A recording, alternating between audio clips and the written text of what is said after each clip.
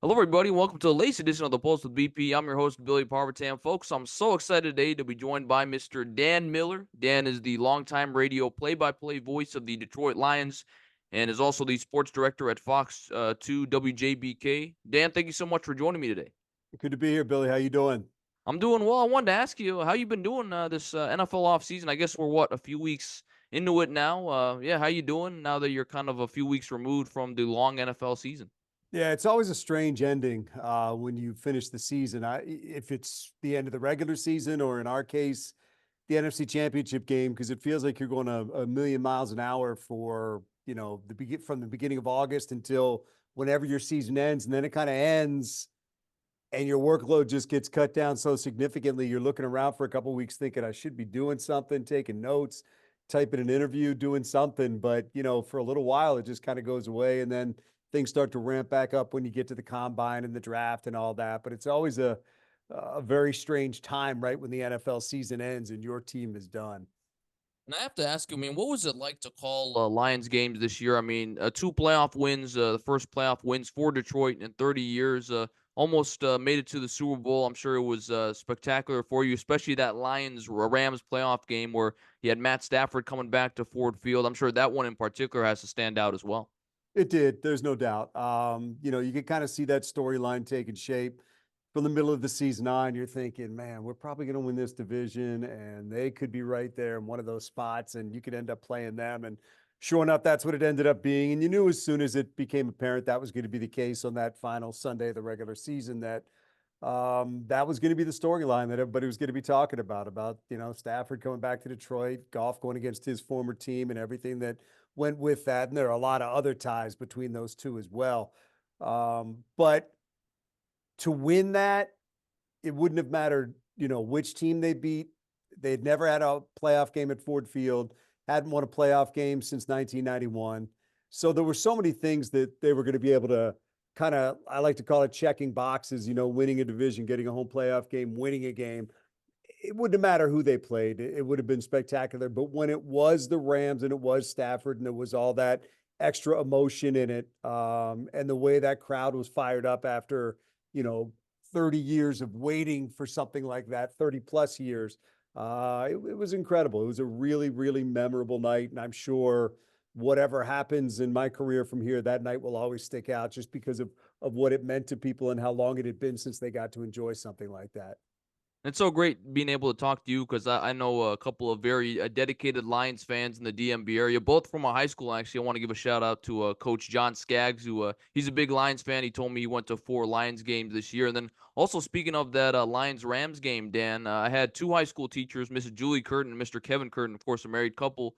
Coach Curtin, Mr. Curtin was a Rams fan, and Julie Curtin, Mrs. Curtin, is a Lions fan. So that game was special for them because they had their two teams playing each other, and like you mentioned, Matt Stafford and Jared Goff. So just such a great treat to be able to talk to you as well about that. I was going to ask any other great memories really stand out outside of just this season. I'm sure the Lions eliminating the Packers last year in Week 18 has to be special as well. Yeah, it was. There's no doubt, and it was, really the low of watching that Rams game against the Seahawks, and the way that that ended, and with some very questionable calls that meant that the Lions had no chance to make the playoffs, and really didn't have anything in terms of the postseason to play for in that game against the Packers on a Sunday night. So in some ways, we didn't know what to expect as they took the field with Green Bay having everything to play for. And then to watch them just outplay the Packers, to beat Aaron Rodgers, to knock them out of the playoffs, and play the way that they did, I think it set the tone for this season and really had us wondering, okay, you finished 8-2 last year. You beat the Packers when you had nothing to play for. You knocked them out of the playoffs. What are you going to do when you come back? And boom, you open up with the Super Bowl champs, and you go to Kansas City and you beat them on opening night. So yeah, there've been in this growth period from 3-13-1 to 9-8 to 12-5. There's been a lot of kind of mile markers along the way where you've been able to gauge just how much they've grown, and is this real, and is this something you can believe in? And the answer has been yes, pretty much the entire time that you're just seeing the growth with these guys. And it's been really cool just to watch it develop and see these fans kind of finally say, you know what, there's something here to believe in. There's something here that we can actually trust that looks like it's being built to last. And, let's kind of embrace this thing. And they have, and it's been a really beautiful thing to watch. And I have to ask you because you're such a nice guy on the other end. I wanted to ask about because he's one of my favorite players to watch the NFL, Justin Tucker. What was your reaction when he hit the NFL field goal record of 66 yards against the Lions? And that was actually the second time he had done that because I think in 2013 he had a 61 yarder game-winning field goal on Monday night. So you've seen some Mhm. history, unfortunately, on the other end for your Lions. Yeah, I mean, it was surreal to watch that.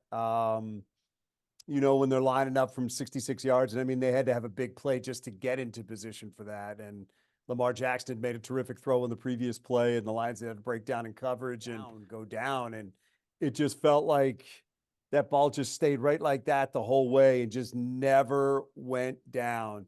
And I think that was to see that then hit the crossbar and bounce over and go through was pretty crazy. And that was a heartbreaker, man. That was really a heartbreaker. It was right there to be won. And they had outplayed Baltimore for, a decent portion of that day. Baltimore had made some mistakes and had some drops, but man, the Lions were right there with a chance to win. And I'm curious too, how do you manage it during the course of an NFL season? I mean, you're the sports director at your station, and then you're also the voice of the Lions. I mean, I'm sure it's got to make for quite a hectic fall every year. It does, but the two jobs really dovetail together well. We are a Fox station, so we have the bulk of the Lions games.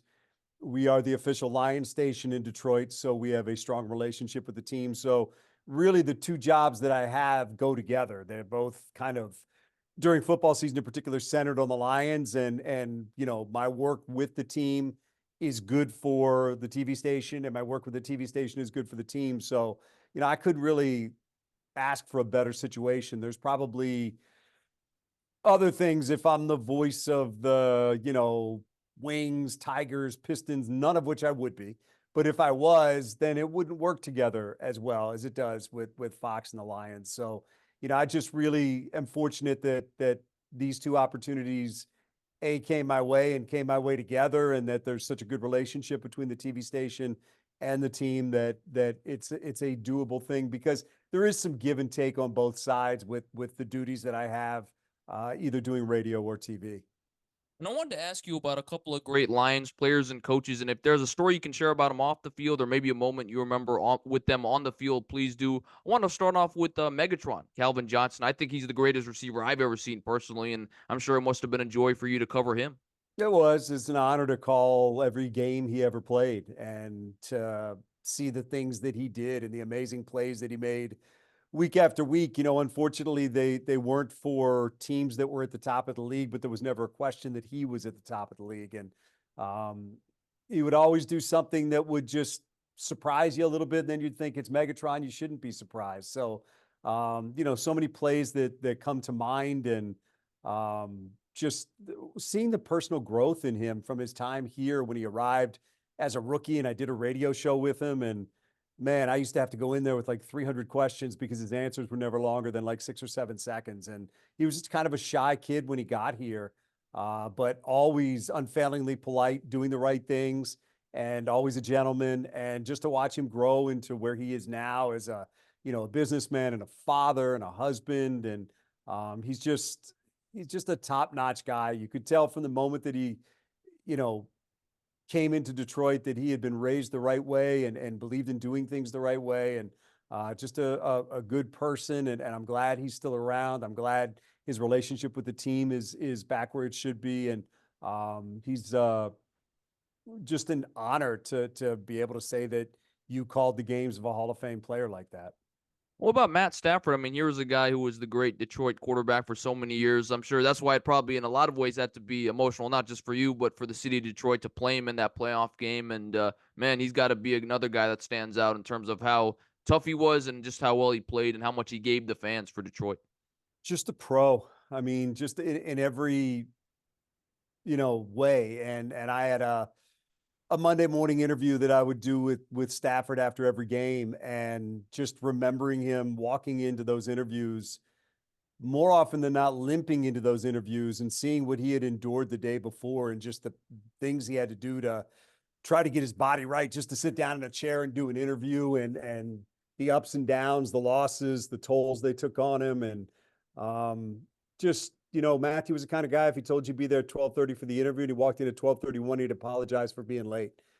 Just again, and just watching him, I think watching him grow and mature as a player while he was here and watching him drag this team up and down the field sometimes trying to win games when he didn't have the requisite talent around him, just really spoke to what kind of player he was and what kind of desire he had and what kind of fire he had. And not surprising to me that when he got on a team that had a heck of a defense like the Rams did, and he had offensive weapons around him that could complement the things that he did, that he won a Super Bowl. So, I have nothing but great memories of him, and just some of the passes that I saw him throw, were just unbelievable. Chris Durham down the sidelines, Calvin Johnson on the play after that against Dallas. Just some of the things that I saw him do, the comebacks, the last second touchdowns, all the different things that we saw from Matthew. He's just a gutty, talented gamer who just loves the fight and loves to stay in the fight. What about Jason Hanson? I mean, here's a guy that I feel like you don't really hear about this anymore. I mean, a one kicker playing for one team for 21 years, which he did. Yeah. He gave the Lions a lot to root for. Any great stories or memories about Jason Hanson? Jason was the kind of guy that when you would talk to him about something, if you start talking to him about a kick he missed, he'd put his hands over his ears like this guy, la la la la. He never wanted to hear about a kick that he missed or discuss it. And Jason was also one of the guys that you could sit and talk to him about all three phases of the team, and he was really knowledgeable about everything that went on. And I always enjoyed, and still do, I see him around, the time that I had to talk with him. He's a quality guy, obviously a great football player, kicker, and just like I said, just one of those guys that was always fun to talk to, and always had a smile and was always welcoming. But man, he was a competitor. He took things really seriously, and if he was not going well, you didn't want to be anywhere near him because he was not going to be in a good mood. And now you have a chance to cover, I think, one of the most exciting young players in the league, and that's Amon-Ra St. Brown. I mean, what's it like to cover him on a daily basis? And do you see any similarities? I know it might be heaping expectations on him, but do you see any rather similarities between him and Calvin Johnson? I mean, just in their they're different people. I mean, they're just Amon Ra is just so man, he's just such a fiery competitor. He will do anything to beat you in whatever it is, if it's walking to the water fountain or trying to get out a door first or whatever it is. And man, his work ethic is just through the roof. And I just think he's his own person and Calvin's his own person. And they're different types of players and different types of personalities. And, I almost think, Amon Ra's got that Michael Jordan thing going where he wants to feel slighted. He wants to feel like you've done something to him. And in some cases, he went in the fourth round. He doesn't have to make anything up. He is constantly going to be trying to prove that was wrong. Even now, we know it was absolutely wrong. But I just, I've been doing this a long time, and I have not seen many players. I haven't seen anybody who would outwork him. Maybe a few others that might have worked as hard, but man, he was just, and I don't even know who would come to mind, to be honest with you, but I'm just trying to be fair to maybe somebody back there. He's, his desire to be great is just like nothing I've ever seen. If you had a full team of Amon-Ra St. Browns, man, you'd probably have guys beating the heck out of each other every single day in the locker room because they'd be so competitive. But he's a great teammate, terrific player, and he's going to be, if he continues on this track, obviously one of the greatest players in the history of this franchise. And the last guy I wanted to ask you about, I think he's the most quotable coach right now in the NFL, and that's Motor City Dan Campbell. I mean, I'm sure it must be such a pleasure to get to work with him on a daily basis. What's that like? Can you give us any behind the scenes of that relationship? And how does it feel to be the second most famous Dan now associated with the Detroit Lions? Yeah, he's exactly what you see. There's no change in him regardless of where he is. There's a wonderful consistency to his personality, and it starts with him just being a good person. He treats people with nothing but respect. Certainly expects that in return, and he gets that.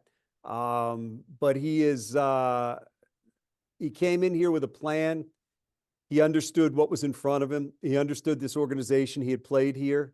He understood this city, and he understood the way that things had to be done. And, he's a guy who's had, you know, great mentors along the way, whether it was Parcells or Peyton or whoever it was, I mean, he's paid attention and paid his dues. And, for somebody that, people misguidedly made fun of, he's proved a lot of people wrong. He's a heck of a coach. He's a terrific motivator. And he's a guy that people want to play for. And he is just the one thing I can say about him is what you see is what you get. I mean, that's just he's the same guy, whether you're in the corner, just talking one on one, or you're sitting with a couple people, or having a beer or whatever. He doesn't change, and that's a beautiful thing. He's just it just there's a I think that's what works with these players is they trust him, they want to play for him, and he knows that they know that he truly cares about them as people and as players. That's a great perspective to have. And Dan, I was curious, how do you prepare for a game? I mean, let's just say you've got a Lions game on Sunday. What are you doing day by day from that Sunday before to the Sunday leading up to game day? How are you preparing for the game, making sure you're ready to go?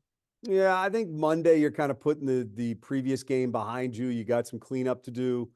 You start looking ahead to the next game. By Tuesday, I'm taping a coach's scouting report for our TV show that we're going over the next opponent.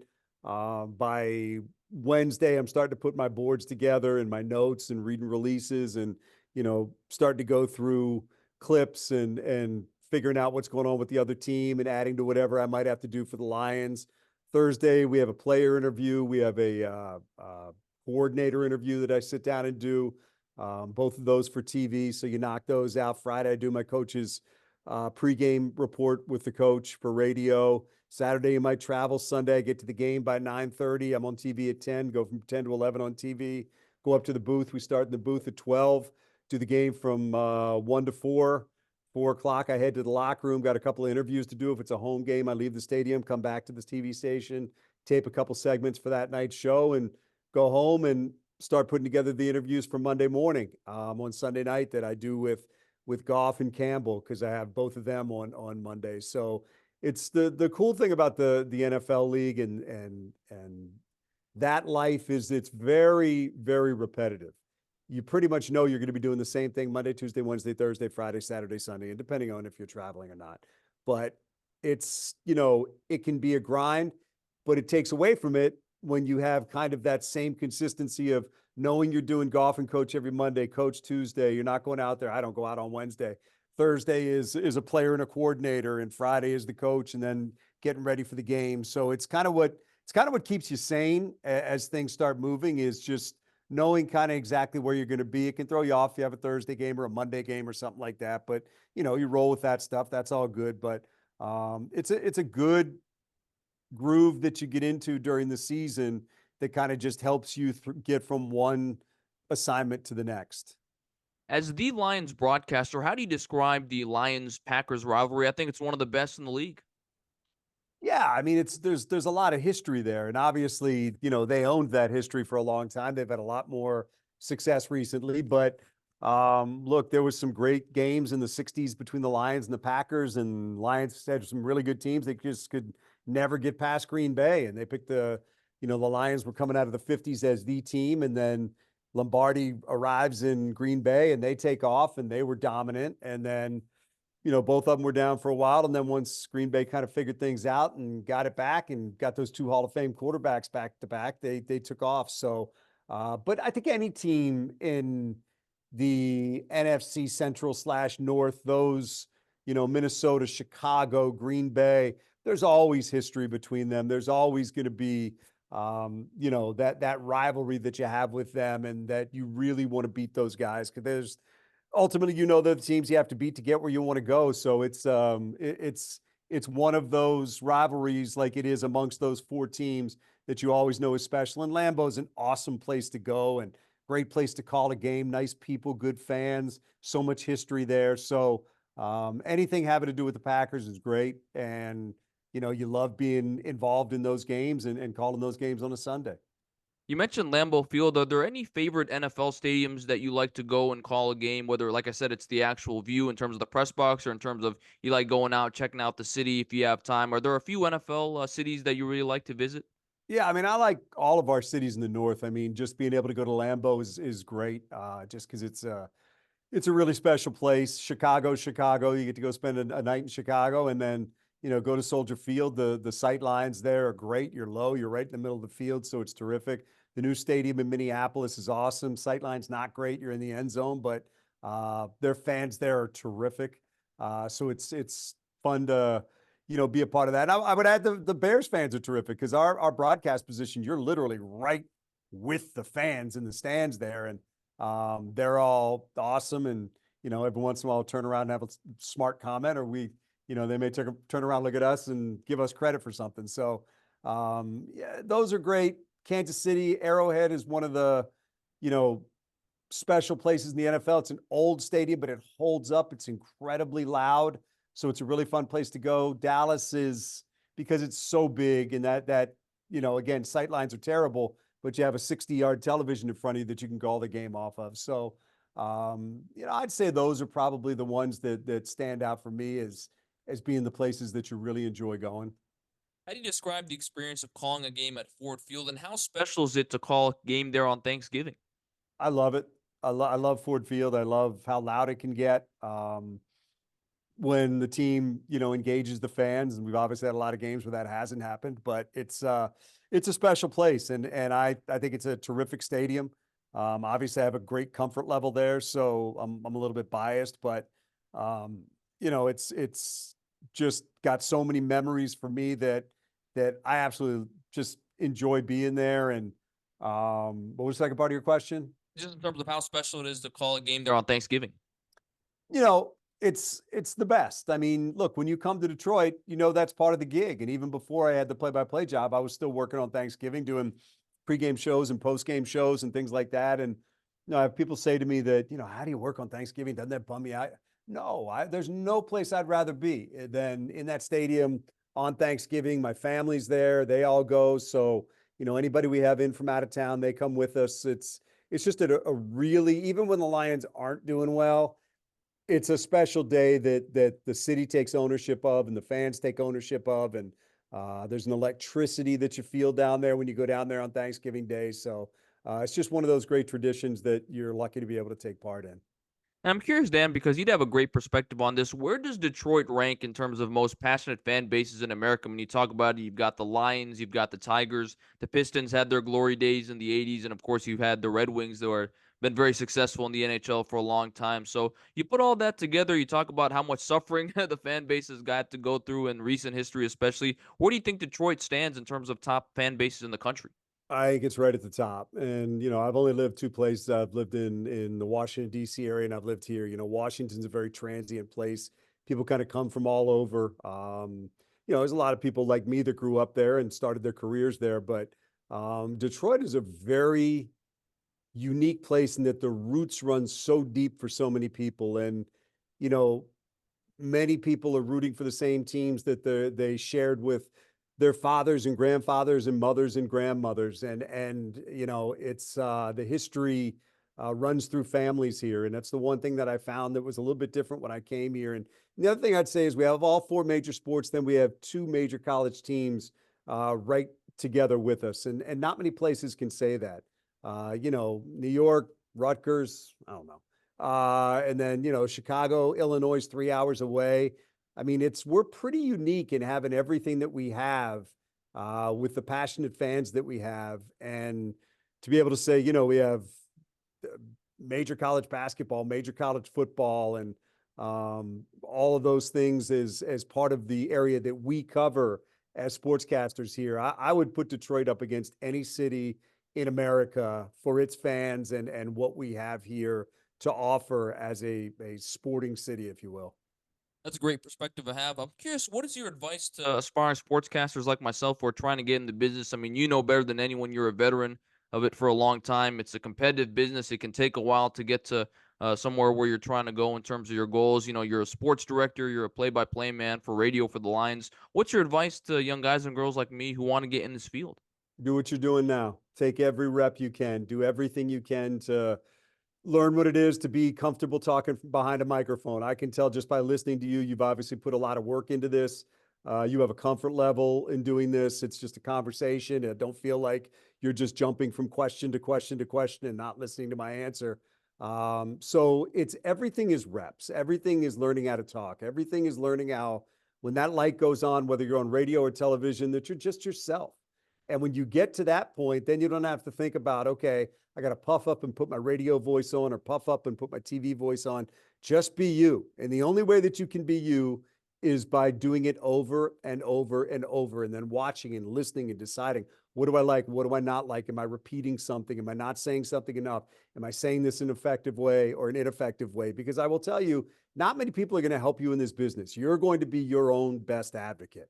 And that means you're your harshest critic, and being honest with yourself about what you're doing, and believing in yourself, because you will hear a lot of people say no. It's not easy to find jobs. It's really hard. And the business, unfortunately, isn't getting bigger, it's getting smaller. So it's not going to get any easier to establish yourself and move forward. But if you love it and you want to do it, do it. But don't count hours, don't count days, don't say no to anything unless it's, something that you should say no to. Because my belief was always, if you say no, somebody else is going to say yes, and they're just going to pass you by. And if that means working on Thanksgiving, working on Christmas, working whenever, just do it, because you're trying to get somewhere. And the only way that you get somewhere is by putting the work in and logging the hours and doing everything that it takes. And you'll learn about yourself along the way. You'll learn about your strengths and your weaknesses. Pay attention to them, address them, nurture them, whatever it is. But just always remember, it's going to take a belief in yourself to ultimately get where you want to be. And oftentimes you might be the only one that believes in you, and you have to be ready to fight through that. And, I've been blessed to get where I am, but I heard no a lot along the way. I had a lot of people didn't want to hire me. But thankfully I figured it out. I don't pat myself on the back for that or anything. It's just, you just have to keep grinding. You just have to keep trying to, find that opening. And sometimes it'll find you. There's just, nobody has the same path in this business. Everybody kind of goes about it a different way. And, I just, hard work, honest with yourself, keep evaluating your work. Those are some of the things that I think are most important. That's And definitely. let me add this: be a good person. Be somebody that other people want to have around. Be somebody that other people want to work with. Because if you're not, people aren't going to want to work with you. And then that's going to take you in a different direction, and you're not going to be included. Be somebody that's collaborative and brings other people in, and that they feel good about sharing an assignment with you or a desk with you or whatever it is. And you'll go a lot further. The people that don't act that way, they find a way to get left behind. Can't ask for better advice there. Dan, you've been so gracious with your time. I have two final questions for you. My first, you alluded to it earlier. You are a native like me of the Washington, D.C., Northern Virginia area. I was reading, I think if I'm not mistaken, your dad was a Redskins season ticket holder and took you to games, and I'm sure that's where your love of sports cultivated from those early days. What does the Northern Virginia, D.C. area mean to you? And I'm sure it still carries a piece of you, even though you've been with Detroit all these years. Oh, a lot, a lot. My sisters still live there. Just growing up and going to Bullets games and going to Redskins games, the two teams that have changed names, going to those games with my dad, and he had a box for Caps games for a while. We went to some of them, but mostly it was for me, it was Bullets and Redskins. And the memories I have of going with him, then once I turned 16 and he just gave me the tickets, and going to games with my friends and things like that, and seeing NFC championship games, and being at game 6 with the Bullets and Sonics, and in 76 when they blew them out to get it back to Seattle, or 78 when they blew them out and got back to Seattle to go win it out there. Just so many things that I remember growing up, and moments. So, from John Riggins going around the left side to win the Super Bowl against Miami. Um, just, the things that made me want to do what I'm doing now, love sports and be a part of it. So it was all in that area where it became, part of my life and something that I knew I wanted to do. And do those broadcasts you for the lines that you do when they play the Commanders, especially in DC? I'm sure those have to mean a little extra special to you. Have it maybe give you a chance to reminisce even there. Yeah, yeah. I mean, want to beat them. So I got family on the other side rooting for them, and yeah, there's no doubt that those games, bring a little more, because I got my family texting me, and they're Washington fans and things like that. So it's all in fun, and you win and you lose and you move forward either way. But it's look, if we didn't love the competitive nature of this stuff, and the winning and the losing, then we probably wouldn't do it because it's the unknown that takes you to every game with the belief that anything is possible, and that's the fun part of it. But yeah, sure, going back there to call a game or having one of those teams come here, it's cool because of what they've meant in your life and the fact that I still have a whole bunch of family that cares deeply about those teams as well. My final question for you, Dan, again, you've been so gracious with your time, is as you reflect on your career, are you pretty content with how it's played out? I mean, you've been the voice of the Lions now for almost 20 years. You've been a sports director at Detroit TV station. You've called an NFC Championship game, hopefully a Super Bowl here in the next couple of years. Is there, as you reflect on your career, is there anything you wish you could have done? Maybe I could have gone this way or tried to do this. Or all being said, very happy with what you've done and looking forward with what's to come. I would be foolish to think that.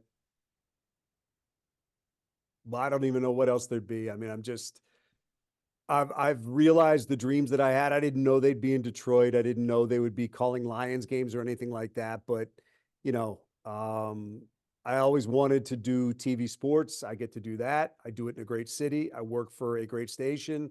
I've had 27 years at that station, which is pretty unusual in this business. I still work with and for great people.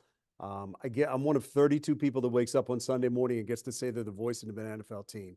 So to be able to do those two things, there's an 8-year-old me somewhere that maybe didn't know exactly what that meant, but that's what I wanted to do. And so I have no regrets. I'm blessed with the way that things have happened. I'm very cognizant of the fact that, we had a lot of decisions to make along the way, my wife and I. And if we had made one that took us in a different direction, nothing may have ended up quite being as great as it is now, and we wouldn't have the lives that we have now, and have been able to give our kids the time in Detroit and a life in Michigan that we've given them. So no, I can't think of anything that would be better than what I'm doing. I honestly just believe I'm living a dream, and this is just where you want to be. That's awesome. Well, Dan, thank you so much for your time. This has been such a great pleasure for me to having a chance to talk to you about the Lions and all the great things you've done in your career. Thanks so much for your time, and it's so nice to have two Northern Virginia natives on the podcast. No, I appreciate it, Billy. Thanks, man. Great job by you, and good luck to you. Well, thank you so much to Mr. Dan Miller, the longtime radio play-by-play voice of the Detroit Lions and sports director at Fox 2 WJBK, for joining me on the latest edition of the Pulse with BP. I'm your host, Billy Parvatam. We thank everybody for joining us, and we'll see you next time.